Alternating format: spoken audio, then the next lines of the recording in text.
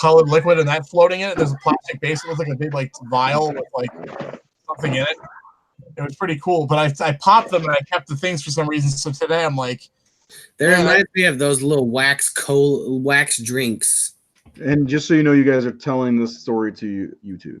YouTube can hear me ramble. Well, those little wax juice drinks. Do they even still make those anymore? Those are Facebook. great. We got the trailer playing on Stephen King's Tit, Part 2, Electric Boogaloo, where they build a rec center in the middle of Derry, and breakdancers go to join with Pennywise, the infamous dancing clown, where they have to fight for their right to make dancing legal. I would raise money for that because that's what they did in that movie. That's what they did. They had an awesome rec center. I remember. Dude, Electric Boogaloo was that movie where I was just like, this is not Beat Street, but I'll take it.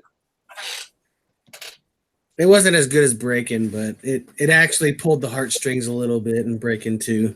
Oh my God. Ray, you've probably never seen either one of them, have you? I have, actually. You guys tell me with some of the shit we end up talking about. It's hilarious. I actually had a crush on that chick break dancer. I don't even remember her name. Oh, yeah. She was in Ninja 3, right? The Dominion? Oh, my goodness. Yeah, no, that was her. Domination, isn't it? Oh, I don't know. I don't know what it is. Domination. Yeah, Domination. Yeah, that movie made me really mad because it tried to be like Rage of Honor, which is the best Ninja Canon movie, but that and Revenge of the Ninja, which are the hands down the best ninja movies ever made. American Ninja 2 is the best ninja movie ever made. American Ninja 2 had great dollar store toys. I love it. It's a party. It's great because you get ninjas on a tropical island, and basically it's got the same setup as a porn, except you remove all the sex and just replace it with ninja fights. It's the same fucking setup. Like they go what's wrong with that? Two characters start to talk, and like it sets up a little scene, and then instead of banging, ninjas just jump in and they fight for like 10 to 14 minutes, and then it cuts to like another little like 3-minute bit of plot, and then it happens again. Like, it's fucking hilarious. And we love it. The best part about Revenge of the Ninja is that there is a fight scene that takes place on a playground, which is fully occupied by children, and it's like this it's older ninja played by Sho Kosugi, and he's looking for, I guess someone stole something, and he's looking for a ninja. Anywho, there's this gang of overweight village people, and they're kind of like taking over the park, and so they get into a huge hand-to-hand fight on the playground itself. Like they fight on the wooden bridge that leads from one slide to another slide, and like meanwhile, like all the kids are just standing around watching them fight. It's an incredible fight. It makes absolutely no sense, and every time I watch it, I just want to vomit with joy. See, when I was an 8-year-old, is to see a spontaneous ninja fight happening, like with grown ass men, right? Shinobi came to life. Like I would have been so happy. With grown ass men fighting in front of children at a park, and while they're dressed as the village people, and one guy's dressed as a ninja. Brian, are we still live? We are still live. Okay. The intro is playing. There's my name scrolling up. Ray Merrick scrolling down. Just the way I like it. Award-winning director Mike Lombardo. Who? That's some guy. Oh, that fat chick, dude. Oh, you stop it. Okay.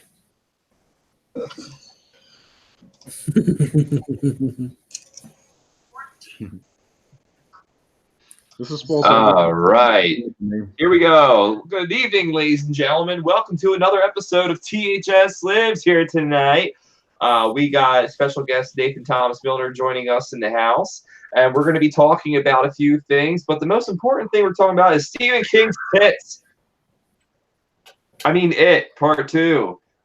Don't want to see that, but we do want to see It, Part 2. It's got a slew of actors who are in the A-list. I know Stephen King's probably got a hairy chest. I don't know if I want to see those. it's got the dude from Wanted. It's got the girl from that movie where they killed Osama bin Laden. It's got that dude from who used to be part of Saturday Night Live, and now he's in a show called Barry. And they had a bunch of other people that are in this movie, but we're going to talk all about it. And those who are watching, come to Derry with us, and let's talk about Stephen King's It and other horror movies, and of course DVD collections and all that fun shit. Everything horror. My name is Brian Enright. You can follow me on Facebook, Instagram, Twitter at Brian Enright. Up next, we have Jared Letourneau. Jared, good evening.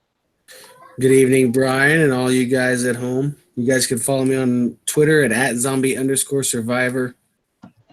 Back to you. All right. Thank you very much, Jared. Up next, we have award-winning director and the owner of a brand new Toyota, Mike Lombardo. Mike, good evening. Good evening. It's actually a brand new used Toyota. But yes, good day. I am very in debt right now. Yeah, you can find me at realsplatter.com. That's real with 2 E's and splatter like a blood splatter. Facebook.com/realsplatter. And most importantly, you can find me at screamteamreleasing.com, where you can help me pay off my car loan by buying a copy of I'm Dreaming of a White Doomsday on Blu-ray, DVD, and VHS. Back to you, Brian. All right, thank you very much. And up next, we have the president of the Horror Syndicate, Ray Merrick. Ray, good evening. Good evening, everyone. That's all. All right. Thank you very much, Ray. And, of course, we have our special guest of the evening, whose artwork is on 90% of my Blu-rays from the past 5 years, Nathan Thomas Milliner. Nathan, good evening. Hey, Brian, your collection must be very small. It's not the only thing that's small. We got on my pants. But thanks for joining us. That was my nickname for your junk relics collection. Well, after a few more of these guys, we're going to see how small I can get. Yeah. So, all right. So we got a roundhouse tonight. Those who are watching on YouTube, those who are watching on Facebook, feel free to comment down below and join us as we talk all things Derry, Maine, the 80s. Maybe we'll go back to the 50s with the Tommy Lee Wallace version of it. I know we covered it when we first did the Horror Syndicate Lives or Horror Syndicate Live, but we got a full new show, new layout, and we can talk about everything, including part 2, which we're very excited for. So let's get into it. How did everyone react when they saw the trailer today? Well, who wants to go first? Lex screamed from the other room. I thought something happened. And then she's like, "You didn't see it! You didn't see it!" And I'm like, "See what? See what?" She's like, the trailer. And she didn't tell me what it was for. I expected it to be another Detective Pikachu trailer. That's all she's been watching lately. But it was for it. I was going to say, if you didn't see it in the right light, you might not have seen something. Ooh, I saw it on the phone. But well, first of all, Brian, we can't talk about the Tommy Wallace version because everybody decided to hate that like last year, remember? Now it sucks. We can't like it anymore. Yep, I can't like that anymore. But it looks all right. I mean, I wasn't huge on the other one, honestly. Like, I like parts of it. I think that as an adaptation of the book, it does a piss poor job. But as its own movie, it's decent. I still prefer the 90s TV movie just because it was more accurate to the book and I like the story better. But this one had some cool stuff in it. I'm in love with the shot of the adult cast staring at their reflections in the store window and their kids. Like, I thought that was a really, really clever way of showing that. Some of the lighting in the sewer scenes look really fucking cool with all the green light and stuff. I saw a couple little nods to like The Descent and like the Blood Pool and House on Haunted Hill. There's stuff like that. That looked cool. I didn't like the scene with the old lady though, because that's one of my favorite scenes from the book, and they made it too fucking PG-13 ghost movie. She's just like wiggling in the background, and I'm like, who is that for? I do that often. If I was gonna menace somebody, I would wiggle in front of them so they would see it, not assume that I've got some bizarre voyeuristic like crowd watching me. Why not just get the whole cast and wiggle in front of each other? Well, I don't understand. I always hated the peripheral, like the crossing the frame quickly gags in movies. I always thought those were really hackneyed, and they did a lot of that in this. But I do like the sores all over her chest and stuff. That was pretty cool. But I wish they would have done what they did in the book, where because in the 90s version, she's drinking the tea and it's blood, but in the book, it's actually like shit, like human shit. But obviously, they wouldn't do that on a TV movie. But I thought that'd be really funny to see that in the movie. Like, just spits out like a bunch of feces. Like, you just don't see that these days, you know? I thought that'd be really great. Now, is this lady, does she have like a mental illness, or is she Pennywise? Oh, she's Pennywise. She's Okay. absolutely. That's not a spoiler because she literally turns into the fucking clown in the trailer. I mean, Well, at least it's not Ellie getting hit by a truck. yeah, we don't need to talk about that. But yeah, I don't know. It looks all right. I mean, I'll watch it. The other one, like I said, the other one had some really, really cool stuff. I think that what the remake succeeded in was having really good visuals. I don't think the story or the characters quite gelled, but I like a lot of the visuals. So I'm excited to see what they do. I'm pretty sure this has a bigger budget. And honestly, the adult stuff in the book is more interesting than the kid stuff, like as far as like the Pennywise hijinks. So I'm hoping to do some of that cool shit. How dare you? Get out of here. I thought the trailer was really kind of creepy. Like I read the book when I was 12, and I think I stopped at about page 794. Oh, you only got through the first 3 chapters. I know. And I never went back to it, unfortunately. But I thought it was really an interesting, creepy take because obviously I never got to that part in the book. But like, I love the actors that they cast for the adults. Like, that's something I'm really looking forward to. And Jessica Chastain as playing Beverly, I think she's going to be a really good addition to the cast for sure. I'm a big SNL fan, so Bill Hader. Mm-hmm.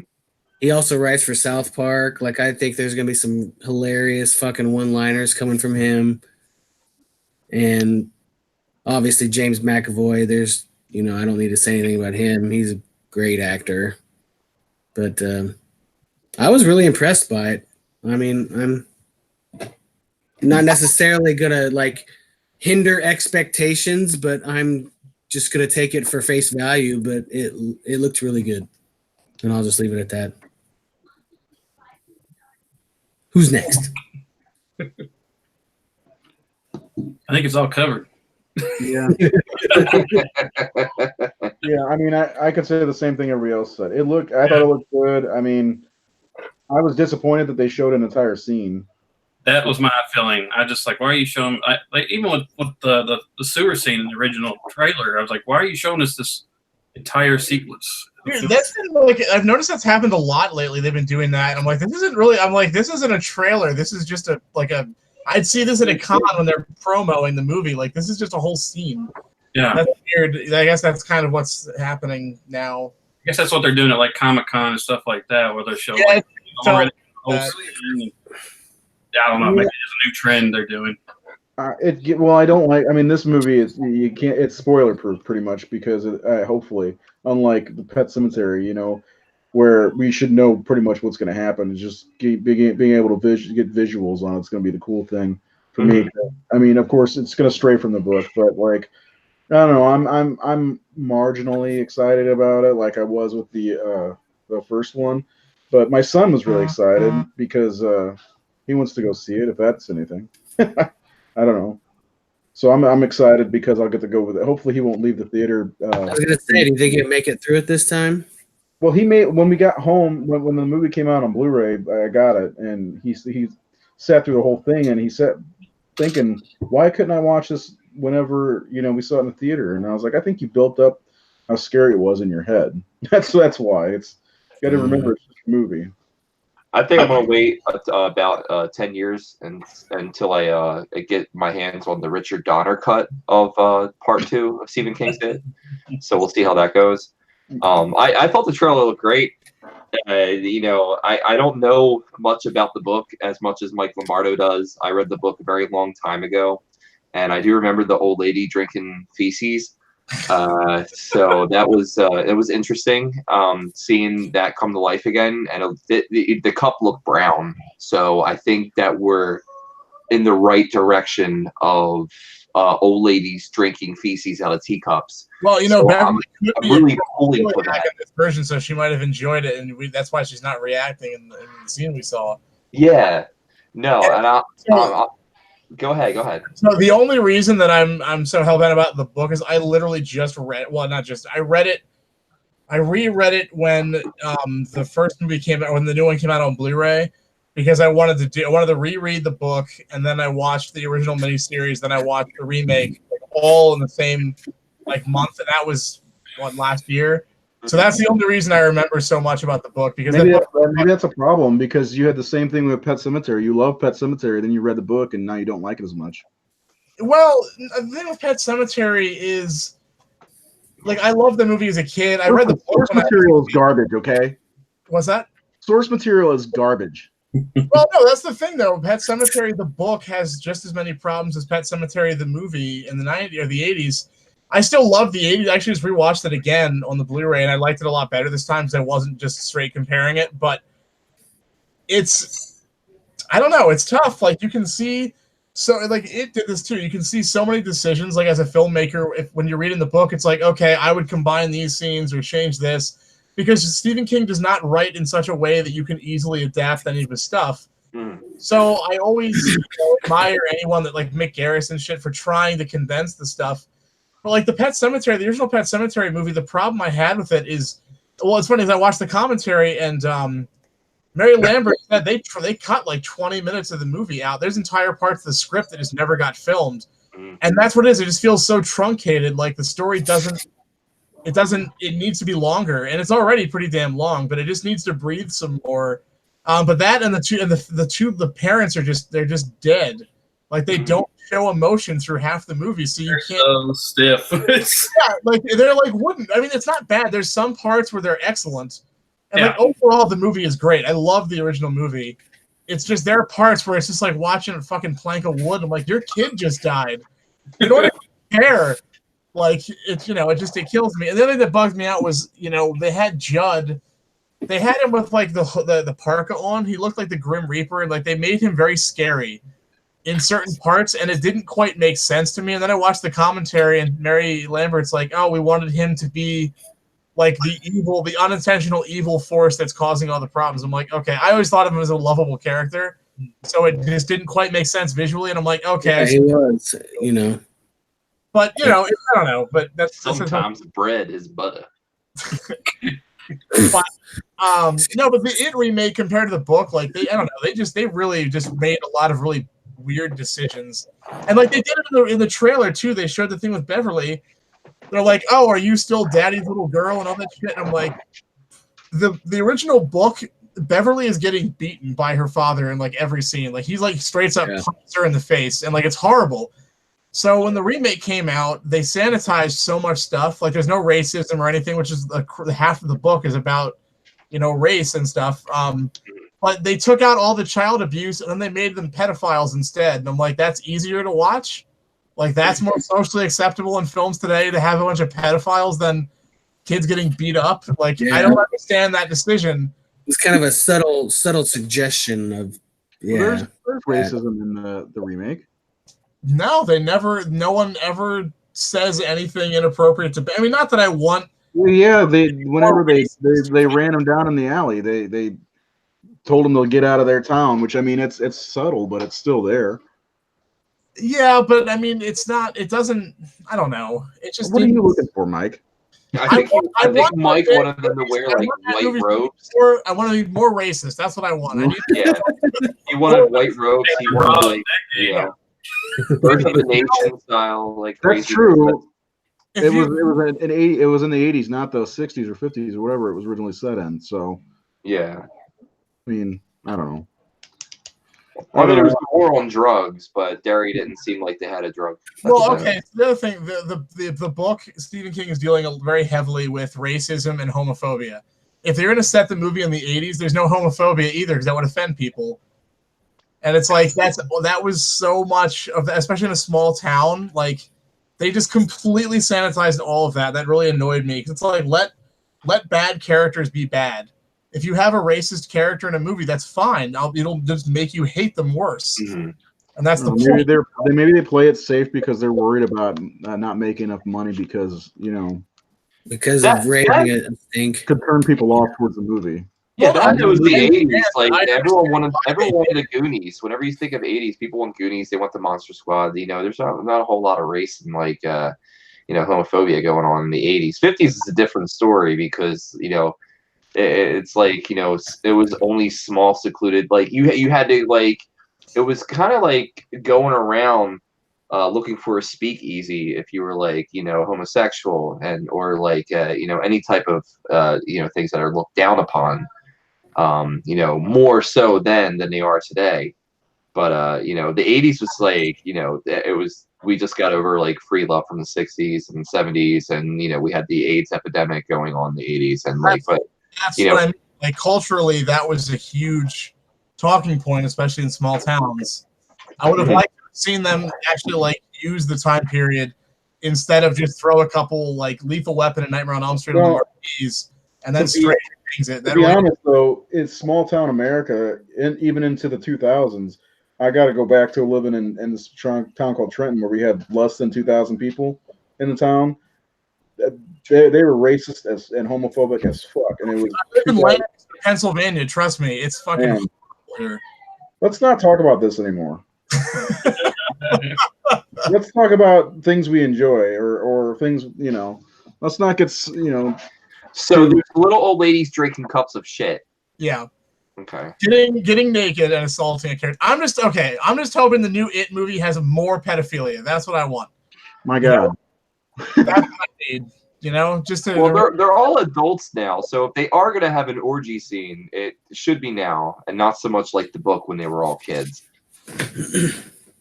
But James McAvoy needs to bring back his character as Professor X and wheelchair bound and bald. I want to know if they're going to have. I haven't read the book since I got to page 794. No. Anyway, I want to know if they're going to do any of the same things they did in the 90 movie, because I don't really remember it very well, the book, about his are him and Beverly going to have a relationship, or is it just a red herring or whatever? I don't know. That happens in the book. The 90s version is like 85% accurate to the book. The only difference really is the when they go into the sewer at the end of the kids section and they like shoot him with the slingshot and all that shit. That doesn't happen in the book. It all goes down at the house on Neibolt Street. So the remake has well, it's pseudo similar to that, but what they did in the movie in the 90s movie is actually better than what they did in the book with those scenes. Pennywise just turns into a werewolf, and they shoot him with a slingshot, and then he gets scared and jumps down a toilet drain. And then it's like, and we all lived happily ever after. Then it's like 300 pages of unrelated nonsense, and then it comes back as adults. Yeah, and Pennywise was previously a transsexual from Transylvania in the 90s version. So, I mean, he had that on. And not to beat a dead horse of that, but like you can't beat Tim Curry as Pennywise. Like he is so fucking good in that movie. Like holy Christ. Yeah, no, he was fantastic. I think Billy Skarsgård does a good job. He was cool. What's the show on Hulu that he was in? Castle Rock. Castle Rock. He played a pretty decent character in Castle Rock. Well, okay, who does everybody prefer as Pennywise? We've seen enough of both. I think I don't know, like my opinion, and it's a little bit leaning towards the nostalgia. I have to go with Tim Curry, although I do like Billy Skarsgård as Pennywise. He doesn't do a bad job. Who wants to go next? Nate, what about you? Nathan, yes. I call it it's just too hard. You can't. Tim Curry, he's a genius actor. This young kid, I don't know him well enough to really. If you're not just judging Pennywise, you're judging Tim Curry. Yeah. So it's a push. It's a push for you. To me, it's just too. I think they're both brilliant. I think they're both great performances. Mm-hmm. I'm kind of leaning towards your line of thinking because it is. Me too. There's another movie obviously to come out. have a little bit of time to take it all in, but I was not a big fan of the 90s miniseries growing up or anything, but I've come to respect it a lot over the last couple of years. Mhm. And before seeing the remake, which are we still calling it a remake because the miniseries is a movie, right? Anyway, Tim Curry's performance. When people think of Pennywise, who do you think they look at? Who do you think what image comes in their brain first? this guy. Well, Yeah. it kind of all depends on generations now because Well, no, I know now, but like New maybe I'll one's put that. everywhere now. I mean, it's everywhere. I mean, I see the Bill one constantly. I mean, how many toys and products are you seeing out there with them? Like, I think it's a generational thing. Like, we had that one, but to me, I mean, the TV, I could never get into those 90s TV movies. They just, the video look of them, everything about them, they're so, I just rewatched The Stand, and it was like, Oh yeah. amazing cast, and it's such a bad film. Like, it's just such, like, it's not because they're not capable. It's like, it's just that era of TV movie. I don't know why it went so bad, because like Dark Knight of the Scarecrow or Salem's Lot, those films, you know, were under the same thing, but they look and feel so much better. I blame Rob Lowe. That's who I blame. I like Trouble in that movie. Yeah, I did too. I was about to say why Rob Lowe, but now I remember. Lieutenant Dan. I'm gonna put the question up to see if anybody answers on our Facebook page about who they think of when they think of Pennywise. Because for me, it goes right to Curry. So I like Tim Curry better because I do lean towards him technically. Just so it's we're not, on the it's same not page. Start off the award-winning director, Jared. Come on. well, it's not a nostalgia thing for me necessarily. I just think that Tim Curry was scary with just grease paint on. Like, he just looked like a normal clown, and he was like fucking freaky as shit. Yeah. Just his mannerisms and stuff. Bill Skarsgård has like, there's a lot of really cool moments with him, but I feel like the reason I like those moments has more to do with the special effects than his actual like straight up performance. I don't like his voice. In that I don't like, but I love like when he comes out of the refrigerator and like uncurls himself, and like when It is a little higher pitched. out of his mouth and shit. Like, no, especially in the basement when he like comes up like a shark and his eye rolls up in his head, and that's real. I mean, he has like a weird, he can do that with his eye. Those moments are like excellent. His cadence is a little higher pitched. He just he almost sounds kind of like chipmunk-esque sometimes, and like, I don't know. The other thing is he looks like if Hot Topic designed a scary clown. Oh my god. Like, that's what he reminds me of. He doesn't really. That's what Art the Clown is. Come on. What's that? That's what Art the Clown is. He's the Hot Topic of clowns. I think I hate Terrifier. I see a meme coming too. Go for David. We love him. I know. I think that Art the Clown. I love his performance. I think he's better than Bill Skarsgård as Pennywise. Honestly, I liked his performance in that. I didn't like the movie, but I liked his performance a lot. Hey, Art the Clown makes Pennywise look like Krusty the Clown, right? I wanted to talk about dumb taglines because our guest last week's tagline was one of the worst I've ever seen. So, What was that tagline? it makes Cannibal Holocaust look like the Little Mermaid. Yeah, that was. What is that? That's all awful. about? That's the dumbest fucking thing I've ever heard. I'm sorry. What movie was I'm that? not though? sorry. Movie would make that look like the Little Mermaid. At least I the Little prefer Mermaid- it makes the Little Mermaid look like Cannibal Holocaust. Ooh. Oh, Interesting twist. now we're talking. Yes. This is the VHS with the penises on the front cover, right before Disney swapped out the art cover, right? Yeah. So Keith and Jennifer Pence say Tim Curry, but Keith says that they're two very different its. Yeah, well, Bill Skarsgård is more of a creature. He's a monster, and that's what makes him cool in the new. That's movie. what Pennywise is. He's not just a clown. Yeah. Well, but I mean, okay, so on that tangent, though, the reason that he takes the form of a clown is because he can lure children in easier. Yes. And what I was trying to get at with the Hot Topic clown thing is Bill He's a Skarsgård monster. He's not just a clown. Yeah. scary right off the bat. Like, no kid would approach him. I'm sorry. No, I get what you're saying because when they released that first image, Mike, I was like, I mean, yeah, I get it exactly. Now I see where you're going with that. Okay. Yeah, so it's like it's annoying because like when in the scene when he rips Georgie's arm off in the original in the 90s one, Spoiler. Curry, like he is like he's a clown. He's a circus clown. Yeah. What the fuck? Like it's What so kid in their right mind would go up to a fucking clown in the sewer anyway, though? yeah. I would if I was a kid and I saw a clown in the Well, you sewer. are I would go up to the clown. Hi, clown. Well, yeah, when I was a kid, I used to go to There's a clown in the sewer. my bus stop and look for Chuds and Pennywise. I used to think he was down there. I'd talk in Do you have any Apple Jacks gum? Listen, man, I would think that ordering Domino's would be a great chance to find the Ninja Turtles if I went to a sewer hole or manhole. Okay. Dude's got 30 seconds. I had so many reasons to go into the sewer as a kid, and Yeah, you know, that's if Pennywise, if there's a clown offering me zebra stripes gum, my ass would have been in there so fucking quick. Here's the thing though, you guys need to be careful because the sewers in Manhattan fill up with toxic waste every night at midnight. Okay, so do not go into those sewers. Well, but it's actually That's right here, right after midnight. Hold on, if we get hit by that, will we turn into our child self?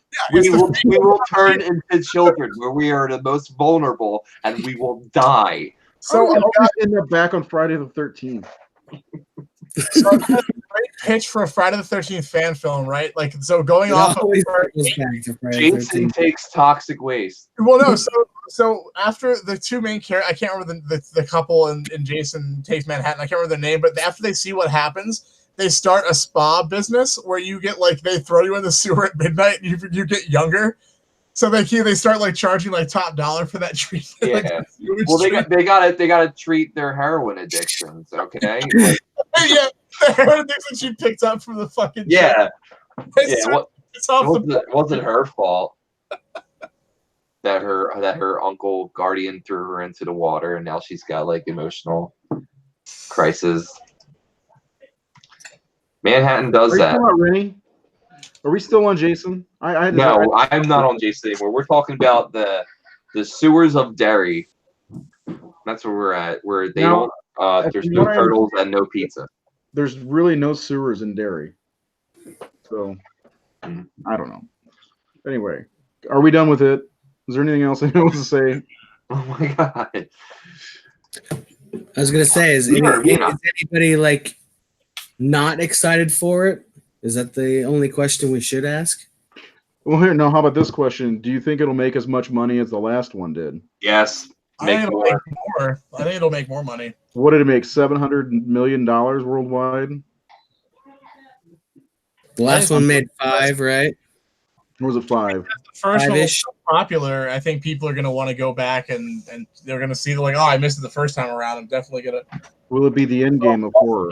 $700 million. Damn. Will it be the end game of horror? Is it the highest grossing horror film of all time? I think it's up there for It sure. was breaking records when it first came out. I think it might have been the strongest opening. I mean, it also is the scariest film since The Exorcist. I mean, we can all agree on that, right? That's every film.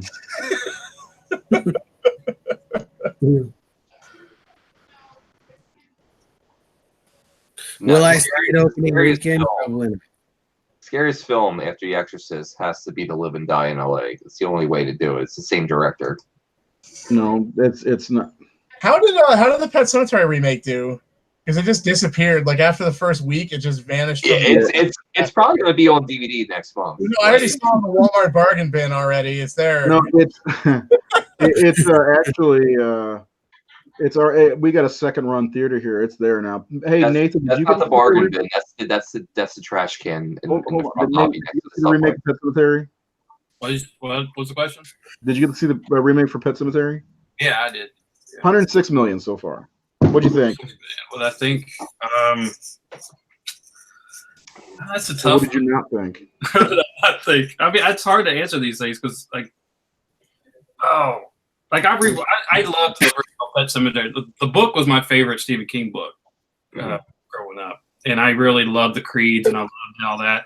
And I agree with like Mike. I like going back and watching it. Like Dell, especially, is so wooden in that movie. He has those moments. There's moments where he's good, but like most of the time I watch it, I'm like, this is not as good as I remember it being because it was always like one of my favorite horror films. The remake, You know, I don't think it was anywhere near as strong as like the It remake or. What I did like was when they did switch things up. At that point, I was kind of bored until that happened because I thought, oh, I know everything that's happening. But once they had Ellie die, I went, okay, I don't know where this is going. This is kind of cool. All right, let's see.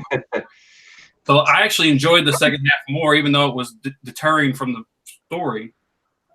I actually liked it. Well, I'm seeing something I don't have any idea where they're going to go with this. But ultimately, I didn't walk out going, wow, I just saw an amazing movie. I love it. I don't think it was a bad movie. I just think it's more of those. And my daughter, she watched both of them, right? I mean, she watched the original before we saw that, and she really liked the remake. So, it could just be another generational thing. Yeah, I think it's definitely geared more towards the style of horror that the new generation like, just with like the editing and stuff. The first one, it's slower and it's it deals more with the emotional impact of things, and the new one is more they want to get to the creepy stuff. I just think it started to defy its own internal logic when they had the family like burying each other and stuff. It turned into like a body snatchers thing, and like the ending, I don't know if it was supposed to be funny. The whole crowd was cracking up, and I thought it was like a fun, like, sick joke. But I'm like, this isn't. I don't know. I was like, I like it, but it's not. It doesn't make sense, and it's not quite good. But kudos for them doing something totally different. Yeah, I can't wait to show my son because he likes the original enough. But I'm curious to see what he thinks of the new one. I bet he does like it because it's different, and I think it does play for. I think it is generational. Just like there are fans when we did the rankings for the two It movies. Some of the comments you could tell. I think it were from older our generation. I would say, I guess. To prefer the 90s version versus the new one, which one guy called it the flavor of the month, the 2017 It, but I don't know. I give everything a shot anymore because I could be surprised. I could just hate it. I think it's a style thing. I mean, the editing and the visuals. There's a new cinema language for horror today than there was when we were younger. It just they're like I said about the PG-13 ghost movie, like Wiggling. That's a thing. Like that is a thing that it's that creates the sense of dread for the new audience that when we were kids. I can't even think of an equivalent right now as I'm brain dead. But another human biting human flesh always got me. What's that? I said another human biting human flesh got me. Ooh, that one gives me the willies too. But I think the style and stuff, like when we're watching a movie and we see like someone creeping down a hallway for like 2 minutes, like okay, we know there's going to be a jump scare here, but like today, it's just shit just comes out from the side of the screen, like it's way faster. It's just a different style. I don't know, the visuals and stuff. Like I hate when I see new people, like kids watching movies now, and I'll be like, oh, do you ever see like the original? Like, oh, that's old, and I'm like, it was 1989. That's not old. Like it's not new, but it's like Jesus. It's not like Mike. It's 30 years old. It's literally 30 years is a long time for. Yeah. Yeah, I know. Did you guys hear about a possible Pet Sematary 2019 prequel? Huh? Yeah, did you?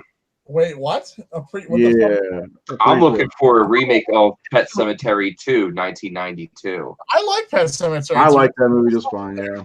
I think resurrecting the Kurgan is a great idea for any type of movie, and it definitely worked for Pet Sematary 2. He was fascinating. I didn't know that Mary Lambert directed the second one as well. Yeah. I had no idea until like 2 weeks ago. I'm like, no shit, I didn't know that she made that one. Yeah, when I watched it recently, I noticed I was like, wow, they're so different. But one of the things I like about that second movie is on Halloween when they go to the Pet Sematary and they show the Creed house from the first movie. And there's the bully kid talks about the legend of the Creeds, how it's like become like a local legend. I love that. How did Ellie die in the second one? Hot air balloon? What? Didn't Ellie die in the second movie? She wasn't in the second movie. I know, but they talk about her, right? Do they? No, they. I think they say that she went crazy or something. Asylum or something, right? Yeah, I don't know if that's actually true. I don't know why I thought hot air balloon, but that'd be maybe more entertaining. I mean, yeah, but Pet Sematary 2 is great. I think they should do a Pet Sematary prequel instead of a sequel. I would actually, I'd love to direct a prequel to Pet Sematary.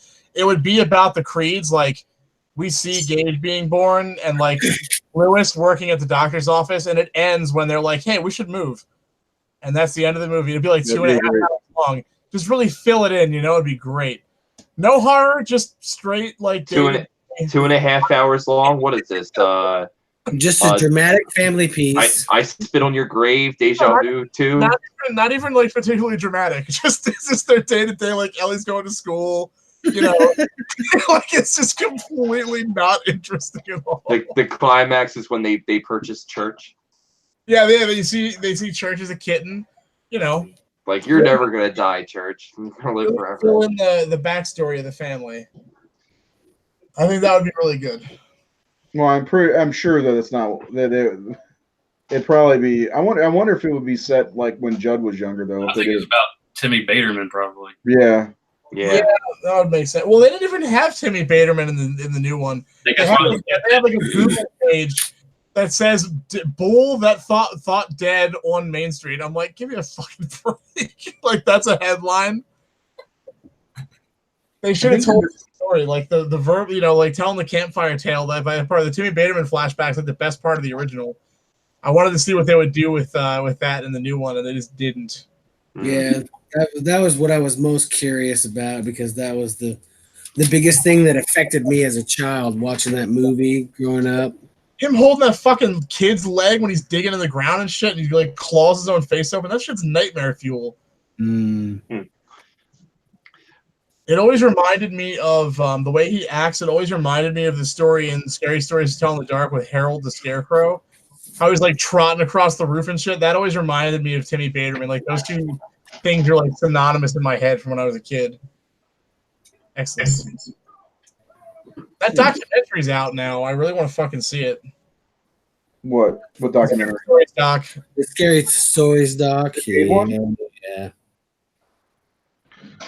Well, probably going to be better than the movie. The movie has a PG-13 rating, right? Probably. They're kids' stories. Like that doesn't bother me. Well, they made it into like a Goosebumps where like they added all the stories together. Yeah.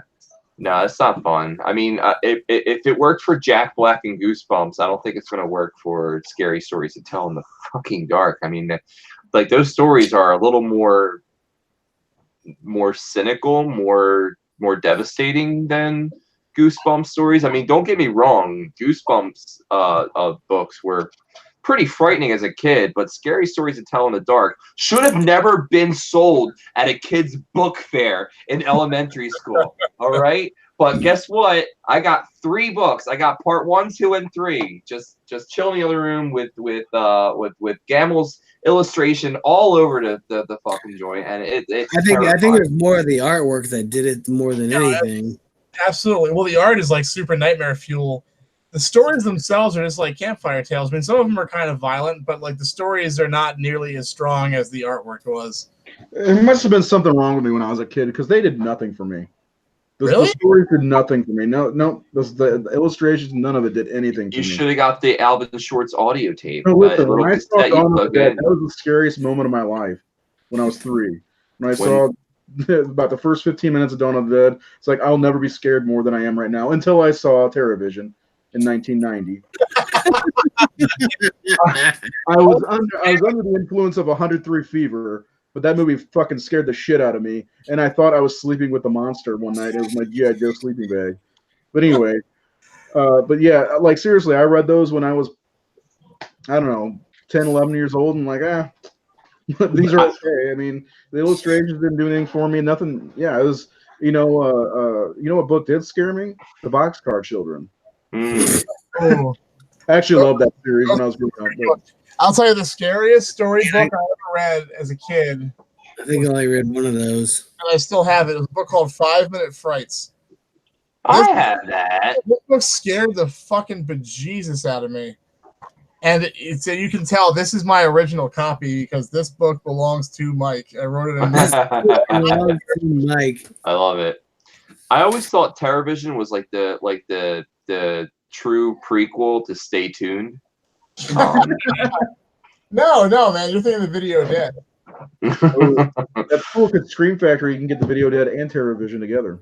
I want Stay Tuned. I don't need no Video Dead. I want to see some John. I want to see John Ritter fight Make it a trilogy. pedophile Jeffrey Jones and just like destroy him. What's with you guys and pedophiles? In a Salt and Pepper music video. All right, that was the best part of that movie. I don't know. My favorite part of the movie is the THX commercial where the guy Memorex, where the guy's head like blown off. Yeah, and the Wayne's World, that was pretty funny too. Yeah, the Wayne's Underworld. Yeah. Yes. Wait, hold on. Was Jeffrey Jones in that movie? Yes, he was the devil. Mm-hmm. Okay. He's in that part where he pays the 13-year-old to strip for him. Yeah, he was case. I'm sorry, that was real life. Yeah, he was in the movie and he was fighting John Lovitz. Jesus. Wrong movie. That was Mom and Dad Saved the World. Mom and Dad Saved the World or whatever, right? Yeah, no, I'm confusing the best of HBO movies from the 90s. Yeah, the best of 1992 or something. Yeah, when I found out about Jeffrey Jones, man, that crushed me. He was such a great fucking actor. Like in Ed Wood and Beetlejuice and stuff, he's so good. Well, he's still a great actor. He's just an asshole. I can't. I had so much trouble separating that. Like it's so vile. I didn't know anything about that. I do not like that now. No, I found out while I was going through the series Deadwood, and I found that I was like, oh, because he's prominent in that show. Well, he's not doing much anymore, right? He's like well, he did some time, and then after that, I don't know what happened. He's pretty much blacklisted, right? He's not getting any work. I mean, I hope so. Like he's a fucking scumbag. Yeah, you don't diddle kids. It's not a good career choice, and it's awful. Lose situation. It really is. I don't know, but the first picture you see if you Google him is one of the creepiest pictures ever. Oh, is it like old Jeffrey Jones or is it no, 1988 Beetlejuice Jeffrey Jones? No, he's old and he's got a mustache and his face is all red.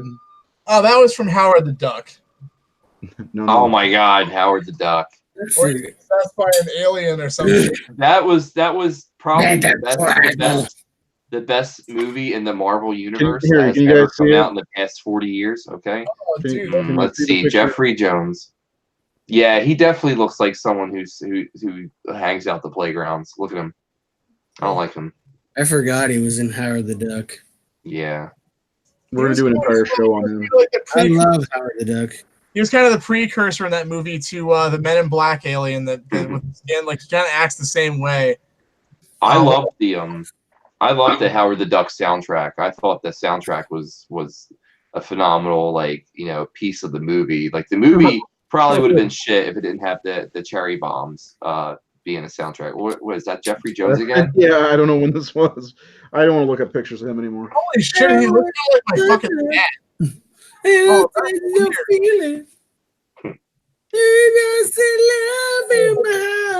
my God. Jared, I thought you had the voice of an angel. I'm no Leah Thompson, but come on now. Oh man, Leah Thompson. I always preferred her in Howard the Duck over the Back to the Future movies.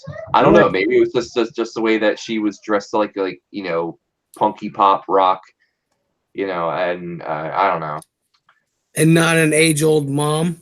Yeah, not something like that. She was. I don't know. I just think that there's something inherently sexy about a woman that goes for an anthropomorphic duck alien. I mean, yeah. I mean, that movie tackled some interesting questions. How does bestiality work? Is it still considered bestiality if it's from another planet? Can it be acceptable if he's technically an alien? What do you call that when you have sex with an alien? I don't know, but you know what? I watched when I was 6 years old, and that movie's not for kids, but it looks like it's not at all. Well, yeah, no, you got duck tits in the first 5 minutes of the movie, just hanging out in the bathroom. I don't think Nathan knows what to do with this anymore. I don't think Nathan's ever seen Howard the Duck, so we just gotta let him know what this. I bet he has. I'm sure. I've seen all these stuff you're talking about. Yeah, the duck nudity is really disturbing as an adult. I don't quite know what that is. Like, what do you do in that situation? You can't You know, really do anything. You just, I'm never gonna turn down a good chicken breast, but it's like when you spill something at work, you walk away from the situation, right?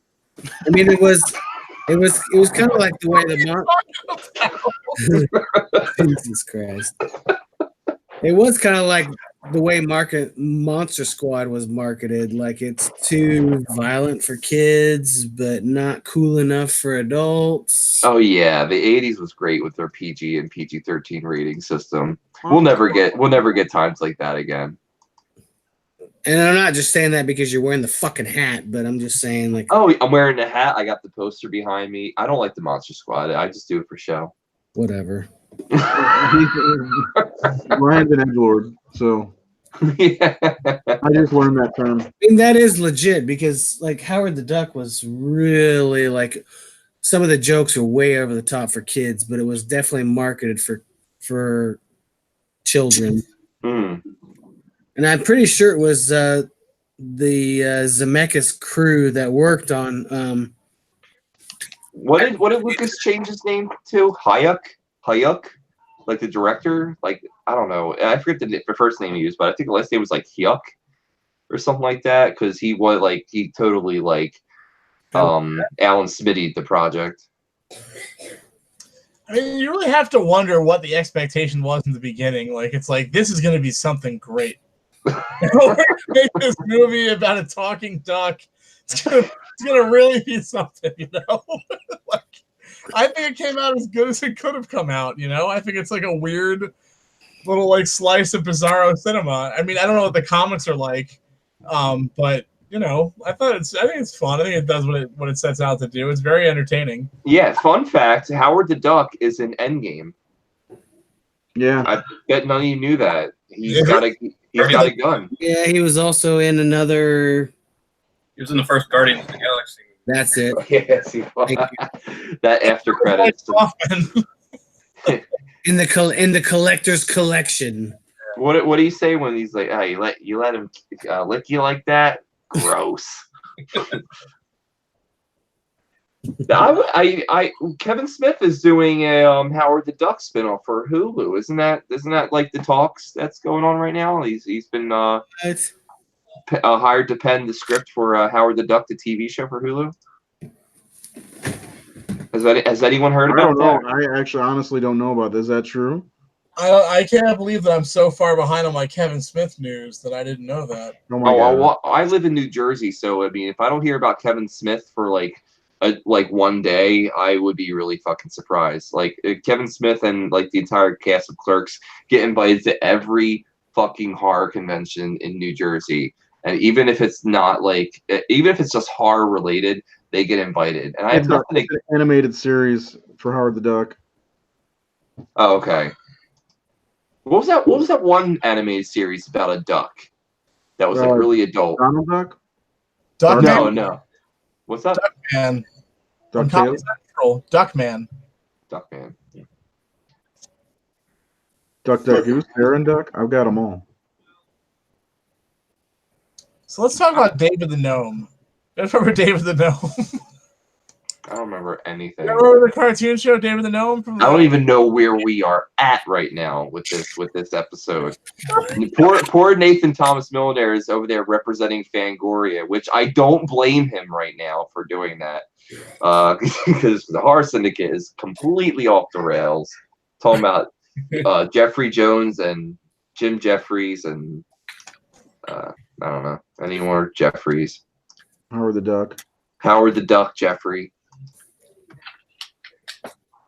Jim Jones. We're going to talk a little bit about how, like, there's a ton of Stephen King movies coming out the last few years all of a sudden again. He's like, it's like another, I don't know, like 80s and early 90s. There were tons of Stephen King stuff happening. Yeah.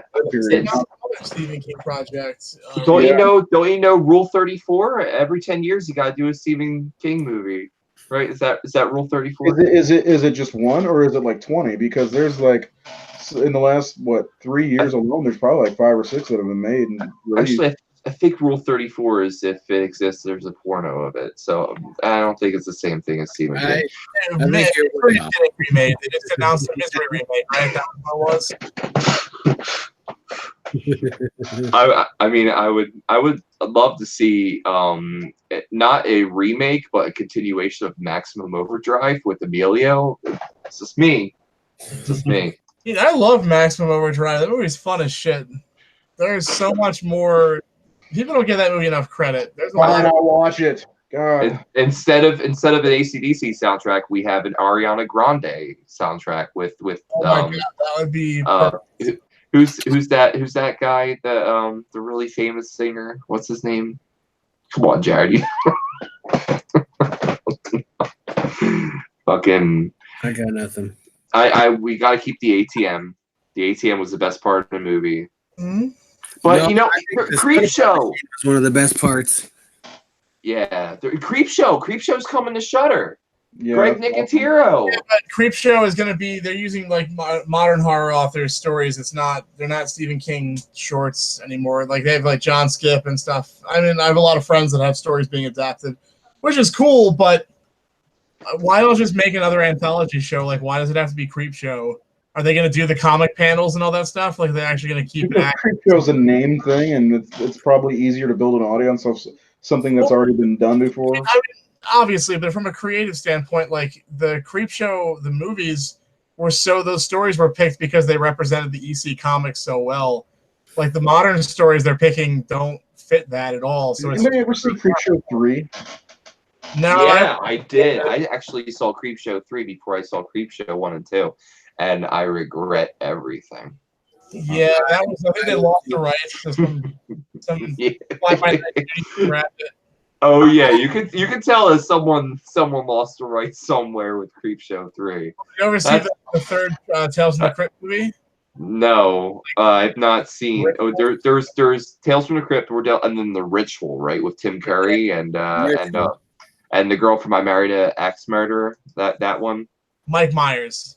Yeah, Mike Myers. He was Tim Curry. He played Great role. You know, they cut the Crypt Keeper segments off and then they put them in the credits, and it doesn't make any sense. It's really bad. I mean, I don't blame them. John Cassier probably just wanted nothing to do with the movie. But Creep Show 3 was a pretty difficult movie to watch from start to 5 minutes later. It was that scary, huh?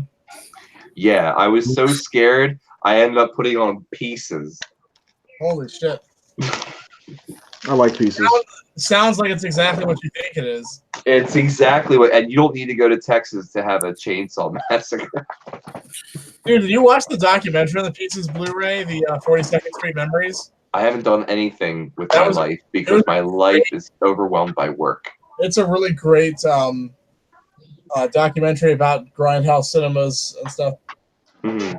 It was really Yeah, I haven't watched it. I just got Rage of Honor, okay, from the Arrow Video family sale, and it's not even a horror movie, and I'm waiting to watch it, but I don't know. I love ninja movies, and I gotta check it out. I gotta open up that Pieces. I was pissed off because as soon as they announced that Pieces was going on sale, I logged right on the Diabolic DVD to order my copy with the puzzle piece. Yeah, I missed it. I missed it by fucking hair. Well, dude, they have full-size puzzles of that. You could get. I got this. Vincent Dawn's epic classic, Oh my god, Hell of the Living Dead. Hell of the Living Dead. I still think it's 90% stock footage. It is 90. You know, there's no thinking about it. It's accurate. It is. It's not 90% stock footage. It's He's got a golden retriever. Oh, look at the puppy. Has the dog seen Creep Show 3? Have you seen Creep Show 3? I have. The dog looked down immediately. Since we have a dog in this episode, I think it's just a custom that we all have dogs in this episode. Come here. how can I do that? Come here. Mine's sleeping on the couch with my wife right now, so I can't do that. I don't have a dog. Anybody ever buy anything from Gutter Guard? What's that?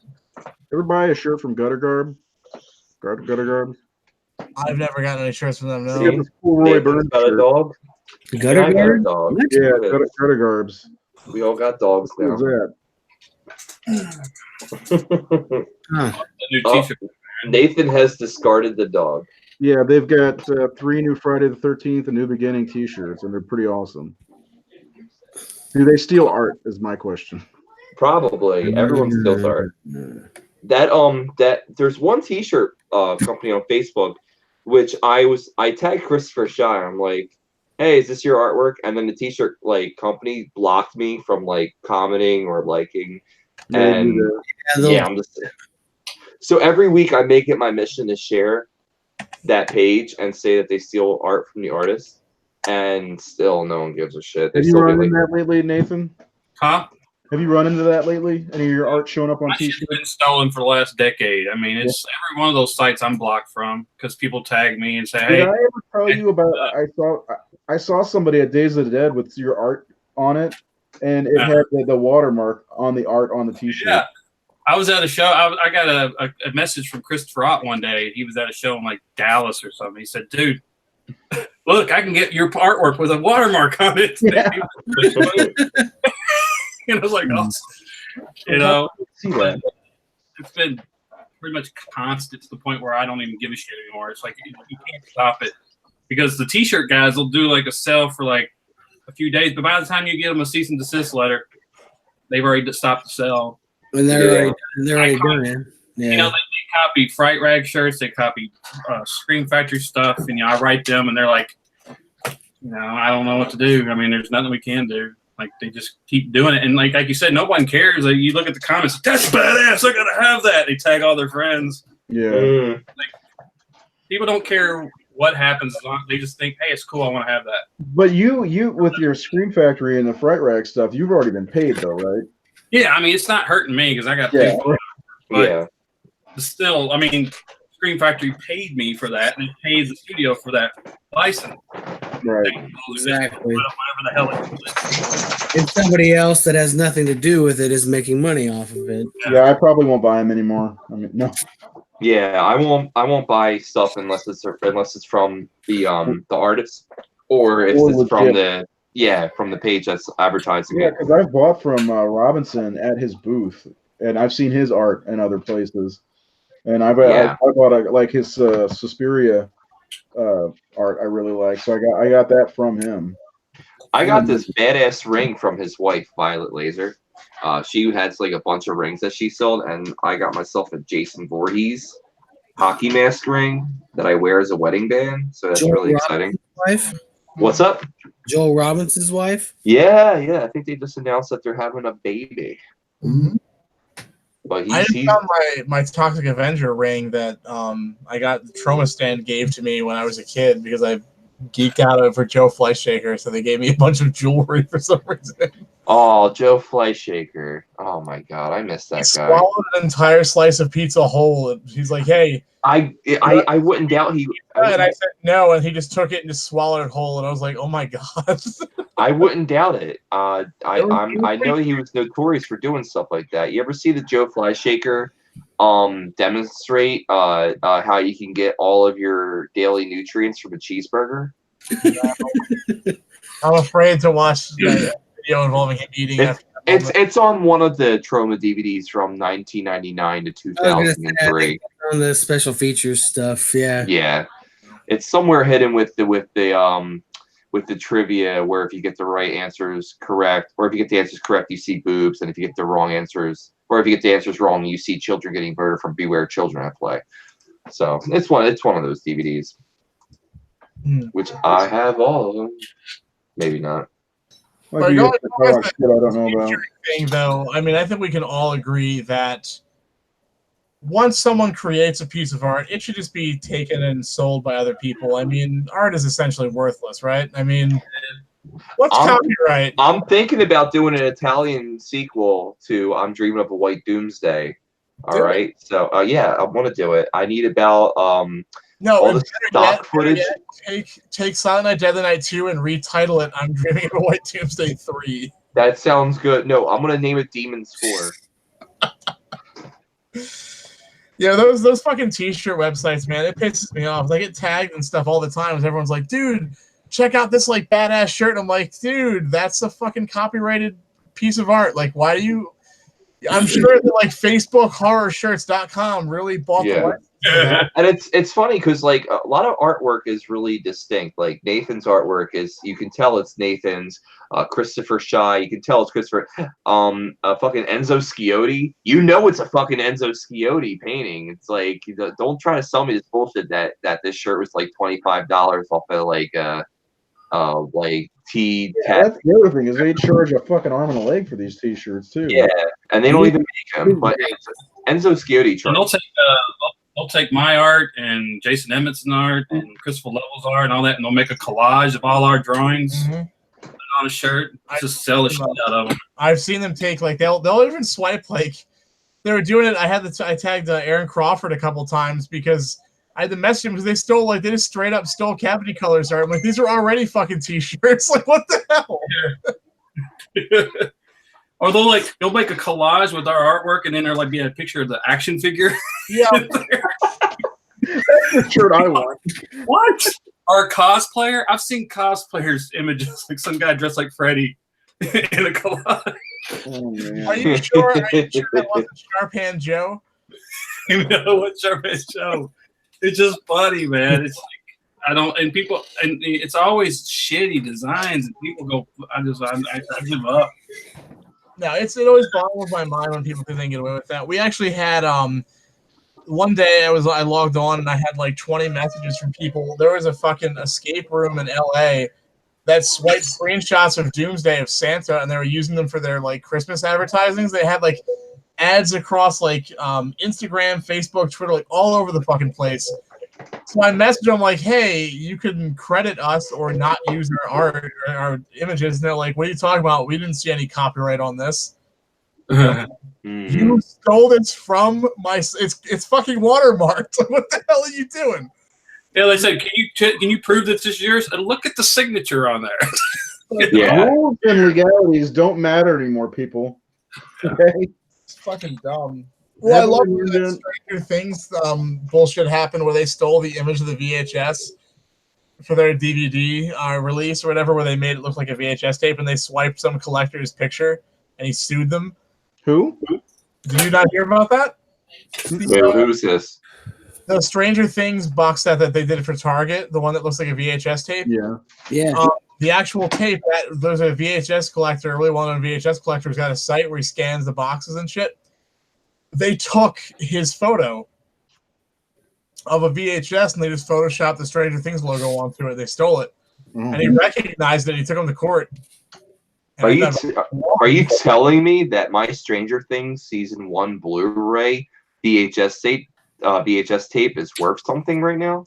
No, but it has a stolen copyrighted image on it. Well, it's typical of Target. Look at Walmart. Walmart steals so much. Like not to mention a stolen idea because Yeah. we already fucking did that. I'll tell you, the publisher was so angry when that Stranger Things thing came out because we had already done it and it was very popular. Yeah. it happens. I mean, like it's just like you said, Mike. The only way to survive in this world is to steal other people's artwork and just put them on T-shirts. Absolutely. The time that I directed Dawn of the Dead was probably the greatest moment of my life, really. I mean, yeah. No, you did a fantastic job back in 1978. Thank you. When you were alive. You're -7 or whatever. Yeah, when you're -7. Fucking Dawn of the Dead. I I'm think still Nathan waiting. was alive when that movie was being made, right? What? No, yeah, I wasn't even born. You were the only one alive when Dawn of the Dead came out. I wasn't alive when Dawn of the Dead came out. I was not. Yes, we know, Mike. You're only 22. We get it. I was alive. 23. Thank you very much. Was that released in 79? Is that when it was released? Or 70? Yeah. 78? Yeah, I was 3. 78. I think it's 78. I'll be 43. Well, is it 12? Yeah, I was born in 87, so I was born in the year where like all the best movies were made, but I didn't get to see them until I was like 7. What best movies are we talking about, Mike? Because 1988 had some of the best horror movies. Oh, ever we made. got fucking Aliens. That was 86. Was it 86? Yep. Yeah. Well, we had in '88 we had Jason I've Takes been I Manhattan. just ruined Mike's whole life right I've now. been living a lie. I don't know what to do now. I got nothing. Yep, Hellraiser was 87. Okay, that was the next one I was gonna say was Hellraiser. Yeah, Really, Aliens and Hellraiser. What else do you need? The Nightmare on Elm Street. I'm around Street Warriors and Near Dark, Lost Boys. Wait, Near Dark was 87? I thought that was like 89. No. No, it was 86 or 87. Yeah. Side tangent. You guys remember The Forsaken? That fucking shit vampire movie that tried to be like the In like 1999. Oh man, like a mix of Near Dark and The Lost Boys. It was just fucking horrible. Was the name Isabella Miko? Song. I saw it in the theater with my Uncle Charlie, and he was just like, I'm sorry, but this is fucking stupid. He walked out. Mike, if only you were born in 1988, you would have been a baby when The Blob came out, your favorite movie. know. Well, if you were born in 88, Milliner could put you on that poster that he made. All the people coming out of Freddy's chest from all the movies that came out in 88. Oh, 88 one, yeah. I was supposed to be the cover of Horror Hound, and they went with a Beetlejuice cartoon cover for some reason. Really? Over that? Hold on, Beetlejuice the cartoon show, or just a cartoon version of Beetlejuice? The What was that? cartoon show. They did a. I think they had to jump forward with the article about that, so they made that the cover, and they said, well, because my 1988 was supposed to be the original cover, because there was an article about 1988 that all the sequels came out. You had Phantasm 2 that year, Yeah. or Jason 7, Hellraiser 2. That was the year of the Pumpkinhead and Halloween 4. Did you say Halloween 4? Yeah, Halloween 4, Nightmare. All the three. Mike's favorite, Laird the White Worm. Oh my god, I love that movie so much. Killer Clowns and Pumpkinhead. I mean, the Beetlejuice cartoon show is like fucking god tier entertainment, but that does. What is? The cartoon show Beetlejuice? One of my favorite shows of all time. It's We have no Men. Gravity Falls. Everyone's favorite horror movie. It's no Gravity Falls. I will say that. When did that Beetlejuice cartoon? That came out in 88, didn't it? What? The Beetlejuice cartoon. Yeah, something like that. I have a box set over here. Everyone's favorite horror movie came out in 1988. That was Men Behind the Sun. I love Men Behind the Sun. I tried to get someone to watch that last week, and they wouldn't do it. I did get to watch Cannibal Holocaust, though, so that was kind of a win. No, that's not what I mean. Yeah, Men Behind the Sun has the You don't watch Cannibal Holocaust. the best representation of putting bamboo in people's fingernails. Beetlejuice cartoon was 89. Yeah, it lasted for like 3 or 4 seasons. Yeah, I 4 was obsessed seasons. with that show as a kid. That show like changed my life. I liked it too. It didn't change my life because I grew up with I ever Transformers show and you all guys, that stuff you going guys on. saw the picture of me dressed as the cartoon Beetlejuice when I was in nursery school, right? You have it for real? Yeah, I was like 5. I'll send it to the chat. No. You have the picture still. Oh yeah, Put it on Facebook. Make it your profile. I did. I have numerous times in the past. Yes, but I've only been your friend for 3 days. That's true. I forgot. That's true. If I want to see it, I'm going to have to search through all your pictures of you holding blood and guts and stuff like that. And, faces and dirty tampons and all that. I do have a lot of that kind of stuff, admittedly. You kind of do, really. I mean, I wish I was joking. Well, it's always fun when someone I'll meet someone new and they're like, we'll start hanging out, and then they'll request me on Facebook, and then I can always see they'll start liking pictures from 3 months ago, and I'm like, keep digging, and then it just stops. I'm like, oh my god, It's like a hemorrhoid. Keep digging. Oh my god. I completely have to admit that we have been ignoring every comment on Facebook land and probably YouTube land as well. We've had Not some on purpose. Mike, Not I just on purpose. It's fantastic. This is what it is. Can you guys see it at all? It's an old picture, but What is that? Is that That's Lombardo me. as Beetlejuice. is that My mom sewed that. Tina Turner? It's Yeah, beyond that was Thunderdome. when I started. Beyond Thunderdome.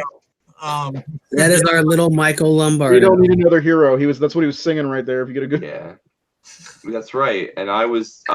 You can see me in that picture. I was Tim Capello with the saxophone. But I went to my nursery school Halloween parade, and I had gummy worms and gummy snakes, and I kept handing them to people. saying I won't do 2 shows in one day. I won't. Like, we shop at the same store. That would have been cute as hell. watching that and Tales from the Crypt as a kid, and the Tales from the Crypt cartoon show, I realized that all of my role models were like obnoxious, bug-eating, like undead con men. And I'm like, that makes so much sense about my life. That, like, Married with Children, I'm like, Jesus Christ, all my role models were like hyper dysfunctional, like madmen. No, you find out they're the most normal people in this world. Okay, hold on. Will you put Beetlejuice into the correct category of a horror movie? Beetlejuice? Yeah. I mean, it's so horror themed. I mean, it's not scary. Right. It's No. the imagery and shit. Absolutely, it's about ghosts and the supernatural and Sure. I would. Yeah. I would put it it's more like a haunted house, like an actual like amusement park haunted house. That's the aesthetic of it. Like, it makes me think of a Halloween, like, because just the lighting, the style of the effects. I literally never thought of it as a horror movie. Like, I you know what, watching it as an adult and you hear, like, you know, when they go to talk to their I guess whoever's in charge of, like, you know, purgatory, and like you see all the people that are like waiting in line and what they died for, you're like, it's so subtle about it. And then, like, you see, like, the football team, and they obviously met their demise when they crashed in the bus and the coach lived. And it's just like seeing all those other elements where, like, you know, you see the ghost and you see how they kind of died. And, you know, that part creeped me out a little bit. Just knowing that. I've been so desensitized. Nothing ever creeped me out about that movie, or any movie for that matter. Like, I never even thought about it. I just thought it was funny that they kept calling fucking Coach. Coach, I don't think we made it. The only movie that ever, like, really scared me. And I'm not your coach. He survived. Yeah. That was frighteningly accurate, Jared. That Yeah, actually it was. You know. God, what's her name? The scene in Poltergeist 3 when Carol Ann is in the puddle and the arms come out of the water and pull her under in the parking garage. Yeah. Fucking wrecked me, because I used to jump in puddles in the parking garage, like, where my that was actually like probably the scariest part of that whole movie. Well, I used to jump in puddles too, but that was this chick's nickname back in Fire in the Sky, the movie, because in the 90s growing up, it wasn't a matter of would I get abducted by aliens, it was when. Oh, yeah. There was like this Fox special that was like a Blair Witch type thing, but it was like a family. It was like Incident at Owl Bridge or something. And it was like home video footage of like a supposed alien abduction and shit. And I lived by woods too, man. I didn't sleep for like a week. I was so fucking scared. And I found it on YouTube like 2 years ago. And I'm watching it and I'm like, this is so fucking awful. Like, how could I ever think this was real? It looked like a middle school project, like film project, and I'm like, it was a documentary as far as I was concerned. I was trying to think. You said Poltergeist 3. The scene where in Poltergeist 2 always got me whenever Craig T. Nelson pukes up Kane. That one always messed me up. After he swallows the tequila worm. Yeah, so I always thought that's what happened when you swallow a tequila worm. Well, yeah. And I still do. That's why I just leave that baby in there. Well, I mean, your name turns into Rick, and you go to Applebee's and take off your shirt. I ate the worm in vodka once, and then they told me there's no worm in vodka, and I got very sick. I think you got hoodwinked. I got something all right. I didn't throw up an ancient Indian medicine man, though, unfortunately. It was more like Taco Bell. But, you know. Are you sure it wasn't that brown thing you ate in Kentucky? Yeah, it was not. I kept the hot brown down. I'll tell you, man, that's the worst name for something. I'm telling you. That hot brown. No hangover. That hot brown. I'm going to give me a hot brown. It was fucking delicious. I will eat one. It's so good. I mean, when you think about it, a hot brown isn't the worst thing that could ever happen to somebody. That's true. Oh, apparently not. If it's delicious. Yeah. I mean, if it's the food hot brown, count me in. No, I thought you were already going for everything. When I was in Louisville, I was really amazed because in Lancaster, you know, everyone's so conservative and shitty. And when we were walking around town, like all gored up and shit from the convention, like no one batted an eye. Everybody was super cool. And they're like, "Yeah, you guys are here for the horror thing, right?" And they're just asking us questions about horror movies. And it was so like refreshing. I really liked it there. It was cool. I guess Louisville is about less than 4 hours from me. I'm gonna do it sometime. I think there's a convention. Is there still a convention there? Well, it turned into Fandom Fest or something. I hear it's terrible now, but I don't know. I don't know. I saw one a couple years ago because they had a lot of the Elm Street people there. And I was debating on going, but I didn't, of course. Yeah, I think so. Anyway, is there anything else we want to go over? This show went out of control. It really did. You know why? It's because I have a Dude Bro Party Massacre playing on my TV. That's why this show went so sideways. That's possible. Oh, you were going to talk about how apparently I look like Dipper from Gravity Falls. You do, like, and it's not for me. It's we were watching it the other day, me and Helena, and because she's been watching it. I've been on vacation, so she gets to watch that while I'm doing other stuff. And I'm sitting there kind of playing with my computer and kind of watching at the same time. And she goes, "Dipper looks like Mike Lombardo," and I'm like, first of all, I go like, "Who's Dipper?" And then it shows him. I'm like, "Oh my god, he does." I didn't. I was like, like, yeah.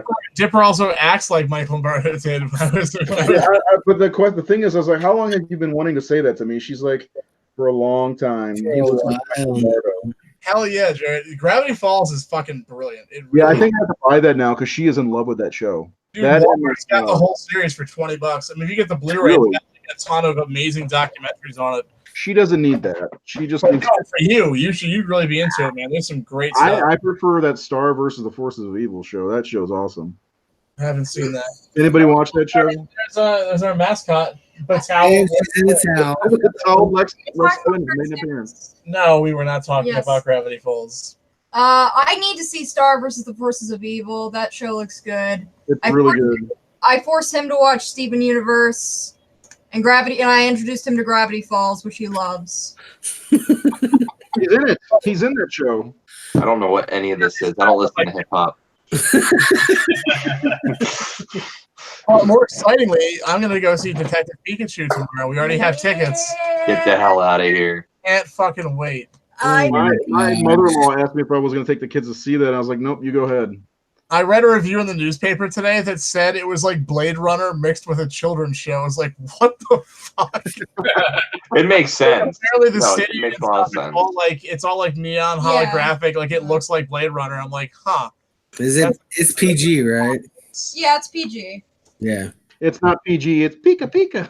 It's Pika Pika G. Thank you. That was funny to me. But I don't know. I'm curious to see some live action Michael Vick stuff. Oh my god! Forcing little creatures to fight each other to the death. I can't wait for the unrated director's cut with Pikachu and Charizard go ass to ass with a giant dildo. Or is that the wrong movie?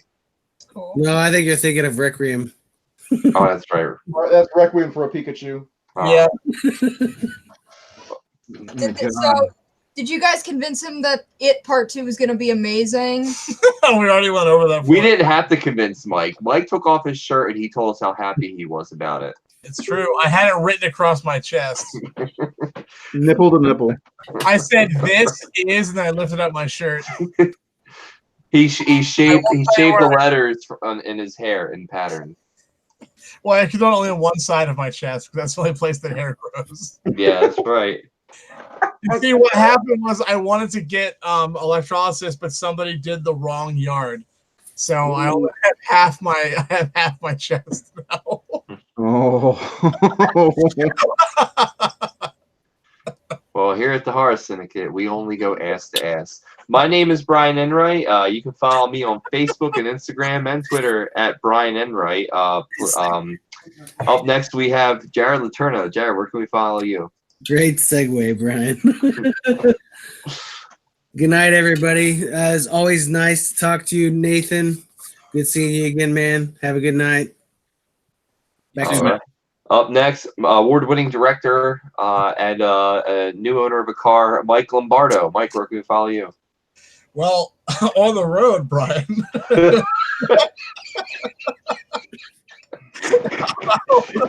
God damn. I'm so fucking tired. You guys can find me at Pop Rock and Horror, May 31st through June 2nd, where I will be running the Scream Team releasing table. So come on by, get hard sold, and get some really badass indie horror films. And you can also go to screamteamreleasing.com if you don't want to come and get hard sold in person. And you can go to realsplatter.com and you can Google me and watch 150 interviews about White Doomsday where I say the same fucking thing every time. Back to you, Brian. Thank you very much. Like Up Lady- next, we have our president and Fuhrer, Ray Merrick. I'm either watching Beetlejuice or Maximum Overdrive tonight. I haven't decided yet. Oh, Oh, what the hell? All right, That thank you upset very much. most apparently. Why don't you watch Maximum Beetlejuice? Yeah. Drive. And of course, our special guest of the evening. He's been talking all night. We barely had a word to throw in there. Nathan Thomas Builder. We're I don't really know. Talked about so many shitty movies. I just sat back and I have to applaud your ability to not incriminate yourself with anything. you know what? I haven't seen any of these in like 30 years, 20 years. So, but Hey, yeah. how dare you put Howard the Duck and shitty movies in the same well, I sentence? did like Howard the Duck, but I haven't Yes. seen 20 years. I did like Howard the Duck. And I agree with you. Leah Thompson was hot as hell in that one. The Duck. I guess you can follow me on Facebook, Instagram, Nathan Thomas Milliner, or my website is rebelrouserart.com. All I right. also Thank follow you on Brian's collection. Brian's collection is 99% of his films. Exactly. It's a small percentage, like my dick. I've been So thank you for joining us, and please follow us next week where we talk about the beloved holiday classic, Kirk Cameron's Left Behind, and All Dogs Go to Alcatraz. Thank you very much, and have a great night.